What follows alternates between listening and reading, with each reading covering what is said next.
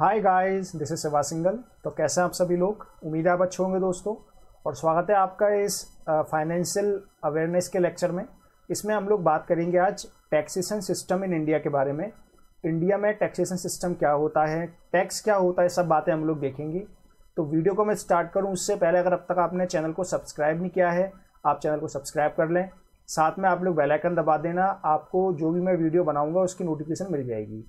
जिन लोगों को नहीं पता वो मुझे फर्स्ट टाइम से उन्होंने बता दूं कि इस चैनल पर आपको दो तरह के वीडियोस मिलते हैं। एक मैं वीडियो बनाता हूं जीएस के ऊपर, जनरल स्टडीज़ के ऊपर, और दूसरा बनाता हूं मैं इंग्लिश लैंग्वेज और इंग्लिश ग्रामर के ऊपर।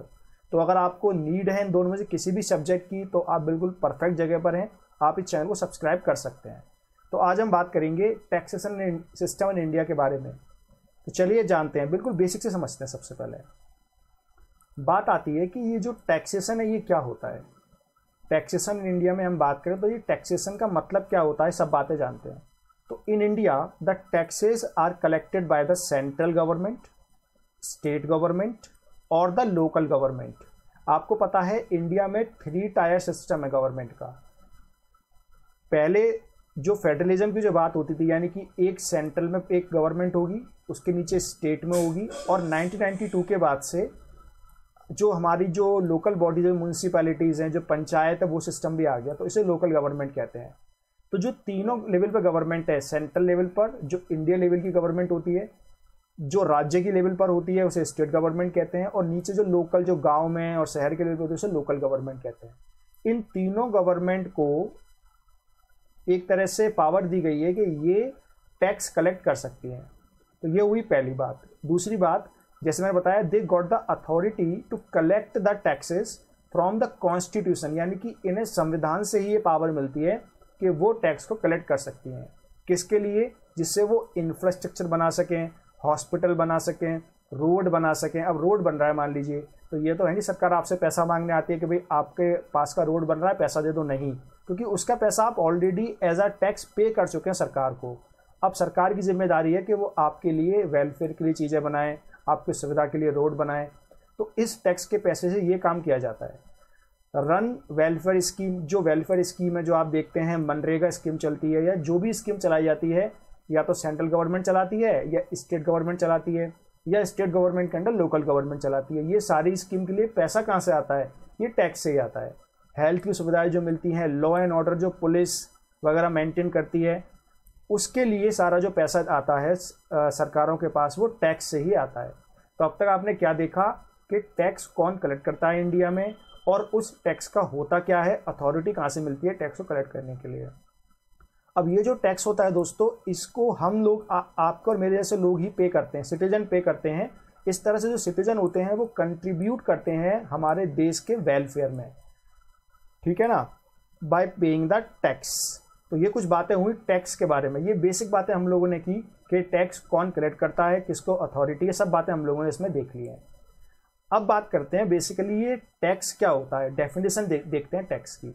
सो a tax is a mandatory financial charge, या वर्ड पर फोकस करना, मैंडेटरी यानी कि ये कंपल्सरी है। It is a mandatory financial charge और some other type of levy imposed upon a taxpayer, यानी कि जो टैक्स पेयर है, आप और हम हैं, उनके ऊपर मैंडेटरी फाइनेंशियल चार्ज होता है, कुछ पैसा उनसे लिया जाता है। कौन लेता है? बाय द गवर्नमेंट और governmental organisation in order to fund the various public expenditure. ये है बेसिक डेफिनेशन और universal definition of the tax. तो ये टैक्स की डेफिनेशन आप याद रखिए, इसको कहीं पर भी आप लिख सकते हैं, किसी एग्जाम में, कहीं डिबेट में आप बोल सकते हैं। तो this is the mandatory financial charge and which is imposed upon the tax payer bye the government. अब टैक्स की बात करें, अगर जो टैक्स की हम बात करें तो दोस्तों टैक्स दो तरह के होते हैं। एक तो होता है डायरेक्ट टैक्स और एक होता है इनडायरेक्ट टैक्स। डायरेक्ट टैक्स क्या होता है? वो टैक्स जो हम लोग डायरेक्ट गवर्नमेंट को देते हैं, कोई बिचौलिया नहीं होता बीच में। जैसे मान लो एक एग्जाम्पल लेके देखते हैं, यहाँ पर ये हूँ मैं, दिस इज मी, और मैंने एक पार्ले का बिस्किट खरीदा। अब पार्ले का जो बिस्किट है इसकी रेट मान लीजिए 5 रुपये है। कितनी रुपए है? 5 रुपये। अभी जो 5 रुपये है ना, इस पर ऑलरेडी टैक्स लगा हुआ है। लेकिन ये जो टैक्स जो मैं पे कर रहा हूँ ना, वो मैं सरकार को डायरेक्ट नहीं दे रहा हूँ, इसीलिए ये जो टैक्स होगा ये इनडायरेक्ट टैक्स के अंडर आएगा। डायरेक्ट टैक्स वो होता है जो टैक्स हमें खुद पे करना होता है, हम किसी और पर नहीं डाल सकते। रेस्टोरेंट में खाना खाने गए, बिल बना 250 रुपये और आपने कहा अपने दोस्त से यार तू पे कर दे चल, तो जो टैक्स है वो किसने दिया? दोस्त ने दिया ना, तो वो इनडायरेक्ट टैक्स हो गया। तो जो टैक्स हम खुद पे करते हैं, हम दूसरों के ऊपर नहीं डाल सकते हैं, उस टैक्स को हम लोग क्या बोलते हैं? Direct tax. और जो हम दूसरों के ऊपर डाल सकते हैं उसे बोलते हैं इनडायरेक्ट टैक्स। डायरेक्ट टैक्स में इनकम टैक्स आता है, प्रॉपर्टी टैक्स आता है, असेट टैक्स आता है, और टैक्स क्या बेसिकली मेरा मतलब कहने का क्या है, ये जो डायरेक्ट टैक्स होता है this is the tax on earning, जो आप कमाते हैं वो आप जो देते हैं उसे बोलते हैं डायरेक्ट टैक्स। सरकार डायरेक्ट आपसे लेती है।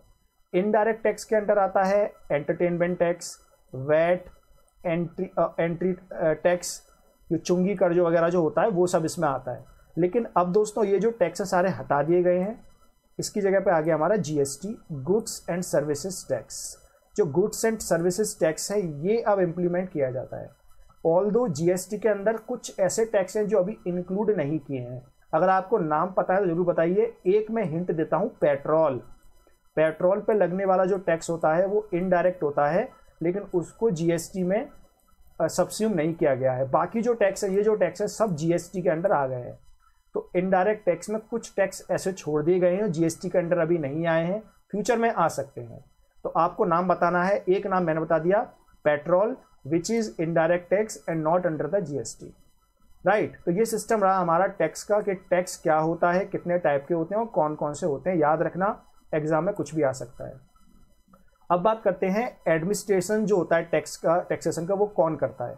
आपने सुना होगा एक मिनिस्ट्री ऑफ फाइनेंस है। मिनिस्ट्री ऑफ फाइनेंस के अंदर दोस्तों एक डिपार्टमेंट है, डिपार्टमेंट ऑफ रेवेन्यू। जो मिनिस्ट्रीज होती है उसके अंदर डिपार्टमेंट्स होते हैं, उसी तरह जो मिनिस्ट्री ऑफ फाइनेंस है उसके अंडर एक डिपार्टमेंट है, डिपार्टमेंट ऑफ रेवेन्यू। और उस डिपार्टमेंट ऑफ रेवेन्यू के अंदर एक बोर्ड बनाया गया जिसका नाम है सेंट्रल बोर्ड ऑफ रेवेन्यू, जिसको इस एक्ट के अंडर बनाया गया था, central board of revenue act 1924। समझ में आया? मिनिस्ट्री के अंदर ये डिपार्टमेंट है, डिपार्टमेंट ऑफ रेवेन्यू, इसके अंडर ये बोर्ड है जिसको एक स्टैट्यूटरी स्टेटस दिया गया है। अब ये जो बोर्ड है ना, ये दो टाइप्स में डिवाइड है।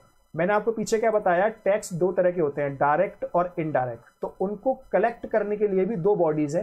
पहली है central board of direct tax और दूसरी है central board of excise and customs.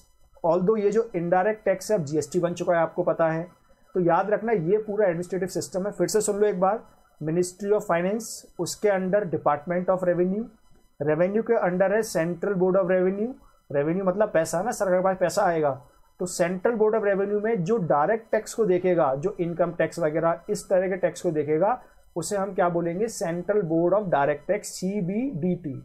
और दूसरा है central board of excise and custom, जो अब जीएसटी के अंडर आ चुका है, राइट। तो दोस्तों ये था इंडिया में किस तरह से टैक्स का सिस्टम है।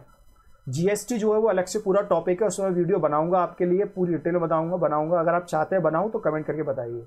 तो ये था वीडियो। अगर आपको वीडियो अच्छा लगा हो तो वीडियो को लाइक करना है, शेयर करना है दोस्तों के साथ, उन्हें बता दीजिए कि आप कैसे सीख रहे हैं। आपका पूरा स्टैटिक कवर करा दूंगा मैं। करंट अफेयर का ही मैंने एक कोर्स बनाया है अपने चैनल पर, सब कुछ फ्री है दोस्तों। बस आपको करना ये है, वीडियो को लाइक करना है, कमेंट करना है और शेयर करना है। So that's all, thank you so much.